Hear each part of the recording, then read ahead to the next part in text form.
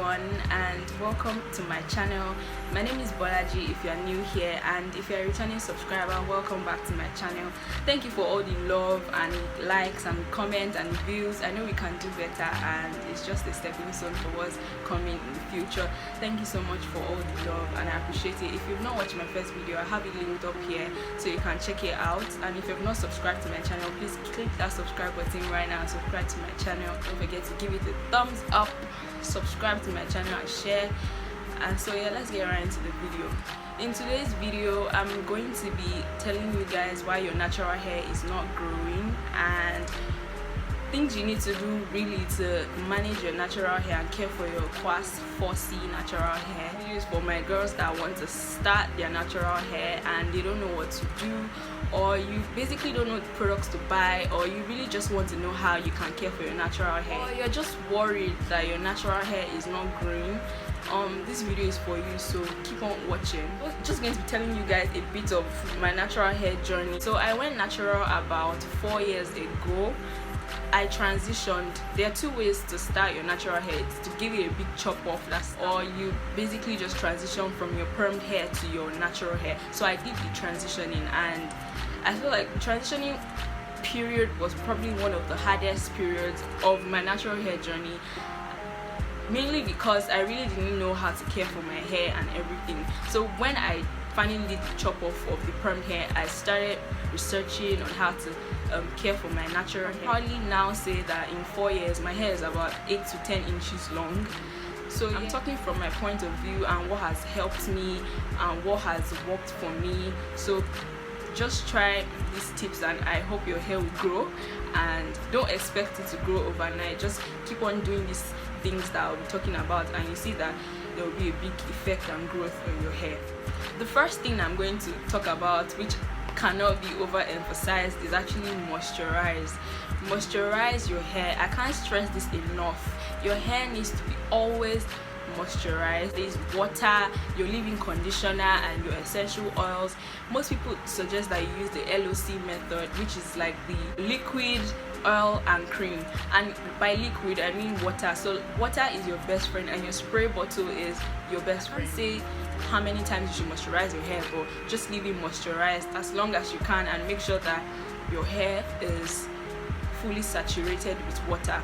And your leave-in conditioner, I was using the Cantu leave-in conditioner, and it really worked for me, so you can check it out. But I just said I just wanted to try something new, so I changed to another leave-in conditioner. So yeah, you can use any leave-in conditioner that suits you. Water is everywhere and is available, so you can always get water. And essential oils, you need coconut oil, olive oil, castor oil, argan oil. Anyone that you can actually find will be fine. This first tip is literally for you to just moisturize your hair. Have your hair moisturized daily.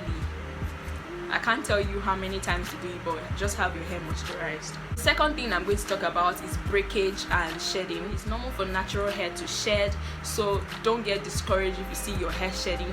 But the only thing that you can fear is actually breakage. And breakage is when your hair is shedding too much. And I can't tell you when you know your hair, and so you should know when your hair is shedding too much. And what you can do is moisturize. And if you don't moisturize your hair, you experience breakage. So the main thing still boils down to your hair being moisturized daily. Third tip is protective styling. And protective styling can be in form of braids, it can be in form of twists, it can be in form of cornrows, or basically anything that helps to protect your hair and to prevent overstyling. It helps to prevent the hair from breakage, from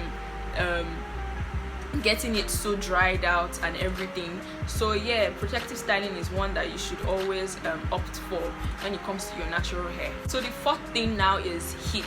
Heat is damaging to your hair, and it damages your hair, so you should not put heat on your hair. I've never put heat on my hair for the past 4 years that I've been natural. Heat in form of blow dryers or straighteners. So I feel like if you're using heat, you should always use a heat protector, or try to take it to a good natural hair stylist to tell you whether the heat is too hot for your hair or can damage your hair and all. So don't just use heat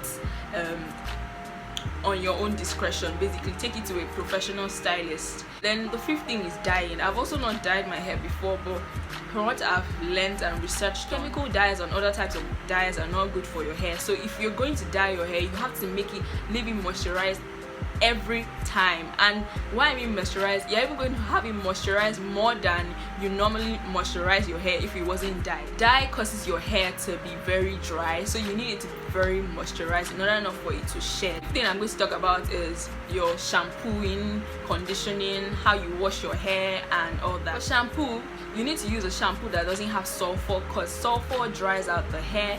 So you need to use a shampoo that actually doesn't have sulfur, and also a conditioner that doesn't have sulfur, because sulfur dries out the hair. I've talked about deep conditioning. Is very important. You can deep condition your hair at least once in every month or once every 2 months, depending on your schedule and what you can do.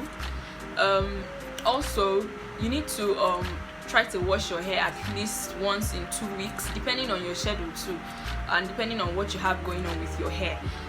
So yeah, that's when it comes to washing your hair. And one other thing I wanted to point out is the fact that when you're washing your hair, you want to wash it in sections, and don't just wash it like without patting it and putting it in sections, because you want to make sure that you actually get into the roots and your scalp of your hair to make sure that they are fully clean. Another thing I want to talk about is shrinkage. And shrinkage is natural. There's no need for you to be worried about it. So if you're a beginner and then you feel like your hair is shrinking too much, that's fine, because that's how fussy hair is. Fussy hair shrinks a lot, so you don't need to be worried about shrinkage. And you may be worried that, oh, how do I stretch my hair? What you do is make it into twists or braids, and then let the hair dry and loosen it, and you see that the hair would have stretched.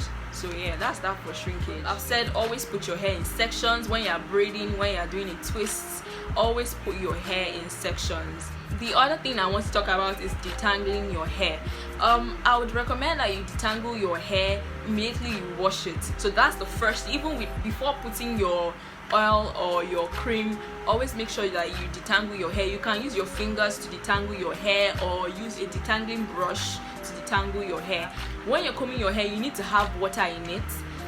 It needs to be wet, not necessarily so wet, but it has to have some form of moisture. If not, it would be hurting you. And yeah, so you need to have some form of moisture in your hair when you're combing it, and don't just comb it when it's dry. Also, you need to trim your hair when necessary. I'm stressing on the when necessary because I don't mean you should give your hair a big chop off or you should trim every week or something, but you need to just trim your hair when necessary. When you feel like you have split ends, trim it so it can help your hair to grow in the long run. Last thing that I just want to talk about is love your hair and listen to your hair. Don't just buy products because somebody else is using it and is working for that person.